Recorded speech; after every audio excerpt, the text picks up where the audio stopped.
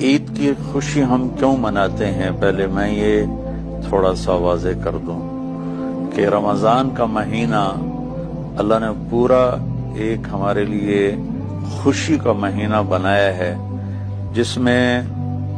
اللہ کی جنت کے دروازے کھول دیے جاتے ہیں، جہنم کے بند کر دیے جاتے ہیں، شیطان قید کر دیے جاتے ہیں، جنت کو روزانہ سجایا جاتا ہے، اللہ کا عرش پہلے آسمان پہ آ جاتا ہے، اللہ کی طرف سے اعلان ہو رہا ہوتا ہے، کوئی بخشش چاہنے والا، کوئی حاجت مانگنے والا، فرض 70 فرضوں کے برابر ہو جاتا ہے اور نفل فرض کے برابر ہو جاتا ہے، اور نفل اور فرض کا فرق اتنا بڑا ہے کہ قیامت تک 2 رکعت نفل پڑھتا رہے تو فرض رکعت کے ایک سجدے کے برابر نہیں، اور اس میں جو مر جاتے ہیں اہل ایمان ان کا حساب نہیں ہوتا،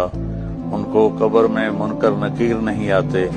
اللہ تعالیٰ ان کو معاف فرما دیتا ہے۔ اس طرح 29 دن رات یہ سلسلہ چلتا ہے، اور آخری رات پھر اللہ تعالیٰ اعلان فرماتے ہیں کہ میرے بندوں نے رات کو قیام کیا، یعنی تراویح کی نماز پڑھی، دن میں روزہ رکھا، تو میں نے اس پر ان سب کی بخشش فرما دی۔ تو اس خوشی میں پھر ہم سب مل کر اللہ کی بارگاہ میں شکرانے کے مل کر 2 نفل ادا کرتے ہیں اور اللہ کا شکر ادا کرتے ہیں